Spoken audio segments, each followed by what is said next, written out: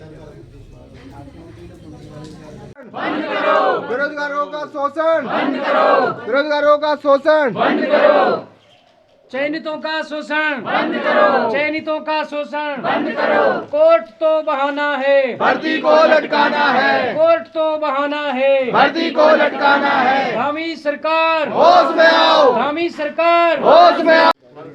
दोस्तों नमस्कार, मैं जागो उत्तराखंड टुडे टीम है। उत्तराखंड के शिक्षा महानिदेशालय ऑफिस के बाहर मैं खड़ा हूं और आप मेरे पीछे देख रहे होंगे, यहाँ पे कई सारे युवा मेरे साथ में हैं जो 3 महीने से यहाँ पे धरने पे बैठे हुए हैं। लगातार उत्तराखंड में जिस तरह से उत्तराखंड एक धरना प्रदेश बनता जा रहा है, उसका कारण ये है कि जो सरकार है उसकी कहीं ना कहीं इन चयनित युवाओं के प्रति उदासीनता साफ नज़र आ रही है। क्या है इनका मामला? इनका चयन 31 दिसंबर 2021 को इनका अधीनस्थ सेवा चयन आयोग उत्तराखंड के द्वारा LT में सिलेक्शन हुआ और अभी तक इनको नियुक्ति नहीं मिल पाई है।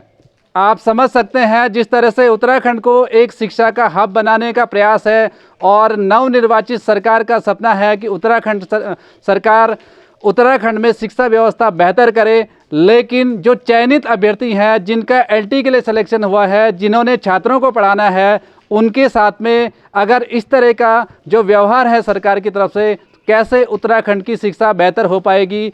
जहाँ तक मेरी जानकारी है 1000 से ज़्यादा ये शिक्षक LT के लिए चयनित हुए हैं, लेकिन इनका चयन होने के बाद भी इनको अभी तक नियुक्ति नहीं मिल पाई है। अभी इनका मामला हाईकोर्ट नैनीताल में है, जिसकी पैरवी उत्तराखंड सरकार की तरफ से की जानी चाहिए थी, उत्तराखंड शिक्षा विभाग की तरफ से की जानी चाहिए थी, लेकिन अभी तक इनके मामले में कोई सुनवाई नहीं हो पाई है। अब मैं इन युवाओं से जान लेता हूं, जिस तरह से युवा लगातार दिन रात मेहनत करके पढ़ाई करते हैं, ये अपना TET एग्ज़ाम पास करते हैं, CTET पास करते हैं, तमाम मानक ये पूरी करते हैं, उसके बाद एग्ज़ाम की तैयारी करते हैं और ये चयनित होकर के आते हैं। उसके बाद भी अगर इस तरह से धरने पे इनको बैठना पड़ता है तो आप समझ सकते हैं कि इस प्रदेश की स्थिति कैसे होगी। अब मैं इन्हीं युवाओं से बात करूंगा। सबसे पहले मैं आपके पास आना चाहूँगा, कई टाइम से मैं यहाँ पे आता हूँ, आप लोग धरने पे बैठे हुए हैं, लगभग 3 महीने से ऊपर हो गया आपको। क्या मांग है आपकी उत्तराखंड सरकार से, उत्तराखंड शिक्षा विभाग से, जो अभी तक पूरी नहीं हो पाई है? सर, मैं उत्तराखंड प्रदेश 5-6 साल बाद एक किसी नियुक्ति को जारी तो करती है, उसके फिर परीक्षा हो जाती है। 8 अगस्त को हमारी परीक्षा हुई, 31 दिसंबर को रिजल्ट जारी होता है। ये सभी चयनित साथी यहाँ पर हैं और अच्छे नंबरों से पास हुए हैं, लेकिन दुर्भाग्य हमारा ये है कि 6 माह से ऊपर का समय हो चुका है। ये सभी चयनित अभ्यर्थी नियुक्ति की राह देख रहे हैं, स्कूलों में जाने की राह देख रहे हैं, लेकिन सरकार हमारी सुध तक नहीं ले रही है। जहाँ तक कोर्ट का सवाल है, कोर्ट में कुछ ऐसे अभ्यर्थी कोर्ट में चले गए हैं जिनका 1-2 नंबर से सिलेक्शन नहीं हुआ है, वो कोर्ट में पहुँच जाते हैं। परंतु मैं आयोग और सरकार से प्रश्न करना चाहता हूँ कि ये प्रश्नों का निर्माण आपने किया था, ये परीक्षाएँ आपने दिलाई, रिजल्ट आपने जारी किया है और ये जो चयन सूची में नाम आपने हमारा दिया है, फिर जब कोर्ट में मामला जाता है तो ये आप प्रश्न चिन्ह आप पर लगता है। जब प्रश्न चिन्ह आप पर लगते हैं तो आपको जल्दी से जल्दी इस मामले में निपटारा कर लेना चाहिए, लेकिन दुर्भाग्य ये है कोर्ट में सरकार ना हमारी पैरवी करती है। अगर हमें कोर्ट में डेट तो मिलती है, लेकिन उसमें फिर हमारी सुनवाई नहीं होती है। जब इस प्रकार 6 माह हो चुके हैं, ये चयनित अभ्यर्थी सभी सड़कों पर उतरे हुए हैं। शिक्षा मंत्री के पास हम कई बार मिल चुके हैं, धामी जी के पास मिल चुके हैं। बीजेपी कहती है कि हमारे युवा मुख्यमंत्री हैं। युवा मुख्यमंत्री तो हैं, परंतु यहाँ पर युवाओं की कोई बात नहीं होती। सभी युवा जो है सड़कों पर आज उतरे हुए हैं। ये बीजेपी कहती है कि बेटी बचाओ बेटी पढ़ाओ का नारा तो देती है, लेकिन आज वही बेटियां जो उत्तराखंड की बेटियां सड़कों पर हैं। जब ये बेटियां सड़कों पर रहेंगी तो आप वो कौन सी बेटियां हैं, उन कौन सी बेटियां जिनको आप पढ़ाना चाहते हैं? जब आप जो पढ़ी लिखी बेटियां हैं उनको आप सड़कों पर आप उतार दिया है आपने। आपकी जो ये नीति है उस नीति ने सड़कों पर उतार दिया है। किस प्रकार आपकी वो बेटियाँ पढ़ा पाएंगी, किस प्रकार वो बेटियाँ आपकी पढ़ पाएंगी? तो सरकार से मेरे निवेदन रहेगा कि 6 माह हो चुके हैं, अब हमारी परीक्षा हमने बहुत अच्छे नंबरों से पास की है। अब इतना इंतज़ार हमसे नहीं हो पा रहा है, हम दर दर भटक रहे हैं, ठोकरें खा रहे हैं। और ये जोश भरे शिक्षक हैं, आप इनको विद्यालय में भेजिए। 1 साल के अंदर मैं सरकार को आश्वस्त करता हूँ, 1 साल के अंदर हम विद्यालयों में ऐसा अध्यापन करेंगे, ऐसे छात्रों को तैयार करेंगे कि आपको भी लगेगा कि जो शिक्षक यहाँ पर अपना जोश दिखा रहे हैं सड़कों पर, हम वो जोश विद्यालयों में दिखाना चाहते हैं, परंतु सरकार नहीं सुन रही, इस बात को न समझ रही है। मुझे लगता है ये हमारा दुर्भाग्य है कि परीक्षा में अच्छे नंबर से हम पास तो हो जाते हैं, परंतु फिर हम सड़कों पर उतरते हैं, जो कि एक बहुत ही ये निंदनीय बात है और ये दयनीय स्थिति में हम इस समय हैं। सरकार, शिक्षा मंत्री जी, मुख्यमंत्री जी से मेरी मांग रहेगी, हम निवेदन करते हैं किसी तरह 24 तारीख को जो हमारी हेयरिंग है कोर्ट में, वहाँ पर मजबूत पैरवी कीजिए, कोर्ट के अधीन ही सही हमें विद्यालयों में भेजिए, हमें हमारी नियुक्ति कीजिए। बस हमारा इतना सवाल सरकार से, ज़्यादा हमारी कोई मांगे नहीं, और हमारी ये कोई मुद्दा नहीं है, ये तो हम अपना अधिकार मांग रहे हैं। हम परीक्षा में पास हुए हैं, बस हमारा अधिकार दीजिए, बाकी हमें कोई राजनीति नहीं करने, ना हमारा ये विषय है। हमारा विषय स्कूलों में पढ़ाना है, छात्रों को तैयार करना है, नई पौध हमने अच्छे से अच्छे करना है। यहाँ उत्तराखंड राज्य की शिक्षा व्यवस्था किस प्रकार पूरे भारत में मिसाल बने, हम उसके लिए योगदान देने के लिए तैयार हैं। बस आप हमें विद्यालयों में भेजिए, हमारी नियुक्ति कीजिए, और हम आपको आश्वस्त करते हैं हम अच्छे से अच्छे पढ़ाएंगे, लेकिन आप हमें नियुक्ति दीजिए। मैं आपके पास भी आना चाहूँगा। बड़ी बात इन्होंने कही, महिला सशक्तिकरण की बात सरकार करती है, लेकिन कुछ महिलाएं, कुछ जो हमारी बेटियां हैं सड़कों पे हैं। आज आपने पढ़ाई की, उसके बाद आप सड़कों पे हैं आज अपनी मांगों को लेकर के। क्या मैसेज आप सरकार को देना चाहते हैं, क्या संदेश सरकार को देना चाहते हैं कि वो जो आपका बेटी पढ़ाओ बेटी बचाओ का जो अभियान है वो खाली खोखला है, क्या आप कहेंगे? क्या बोले सर इस बारे में, खोखला ही दिखता है, क्योंकि इतने समय से यहाँ पे आंदोलनरत हैं। क्या आपको लगा कि पिछले 3 महीने, जैसे आप बता रहे 6 महीने से आप आंदोलनरत हैं, आपकी सुनवाई के लिए या कोई सरकार की तरफ से कोई प्रतिनिधि आपको आश्वस्त करने आया हो? कोई नहीं आया यहाँ पे किसी ने। यहाँ छोड़ो, हम रैली करते हैं, हम जगह जगह विधायकों के पास जाते हैं, मंत्री जी के पास गए, सचिव साहब के पास गए, किसी के पास भी जाते हैं, कोई भी सुनने को तैयार नहीं होता। सुनने को क्या, कोई मिलने को तैयार नहीं होता।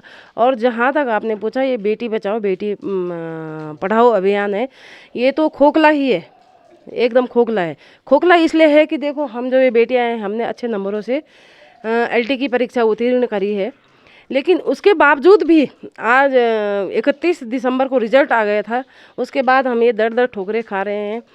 हमारे पास अब क्या बोलते हैं कि अब खर्चा भी नहीं बचा है जो हम इधर उधर जा सके, भाग सके, दौड़ सके। तो बेटी बचाओ बेटी पढ़ाओ अभियान एकदम खोखला, सरकार का जो ये अभियान है एकदम खोखला है, इसमें कोई सत्यता नहीं है। अगर सत्यता होती तो उनको हमारा दुख दिखाई देता। हमारे बच्चे घर में हैं, हम उनको अच्छे से उनका पोषण नहीं कर पाते। क्यों नहीं कर पाते? क्योंकि हम तो कुछ समय हमने तैयारी में लगा दिया, कुछ समय हम सरकार से नियुक्ति की मांग ले, मतलब लगाओ 2-3 साल हो गए, 3 साल से हम ऐसे ही अपने बच्चों को ऐसे ही छोड़े जा रहे हैं। वो बच्चे क्या भविष्य बनाएंगे? वो बच्चे भविष्य, देश का क्या भविष्य बनेंगे? जब हम ही सुरक्षित नहीं है, हमें ही ज्वाइनिंग नहीं मिल रही, तो हम उन बच्चों को क्या बोलें? क्या बोल के पढ़ाएं उन बच्चों को? क्या बोलें कि तुम पढ़ो और फिर हमारी तरह सड़कों पे उतरो? मैं आपके पास भी आना चाहूँगा। आप किस सब्जेक्ट से आप थे और आपने जो मेहनत की, कितनी मेहनत आपको करनी पड़ी इस परीक्षा को पास करने के लिए? सर हमारा विषय जो है हिंदी LT है, और सर पढ़ने के लिए सर हमने कम से कम 2 साल से लगातार पढ़ाई की है। और मैं देहरादून में रहा हूँ, कमरा लेके रहा हूँ, बाकायदा खर्चा भी आता है, किराया वगैरह देना पड़ता था। कम से कम मंथली हमारा 10 से 12 हज़ार रुपये खर्च होता था सर, और कोचिंग फीस वगैरह भी खर्चा होता था। तो ऊपर से वो सब तो मतलब परिवार वाले झेल गए, लेकिन जो मानसिक तनाव हम लोग झेल रहे हैं उसका सर निराकरण हम चाहते हैं, आपके माध्यम से चाहते हैं कि हमारा जल्द से जल्द निराकरण किया जाए। आपका क्या शुभ नाम है? मैं हरीश गरुला, मैं टिहरी गढ़वाल से आया हूँ, और मेरी सरकार से यही मांग होगी कि जिस प्रकार से शिक्षा के क्षेत्र में उत्तराखंड को होना चाहिए था, अन्य राज्यों की तुलना में उत्तराखंड एक छोटा सा प्रदेश है, यहाँ के युवा अनेक तरीके से उत्तराखंड का भविष्य संवार सकते थे।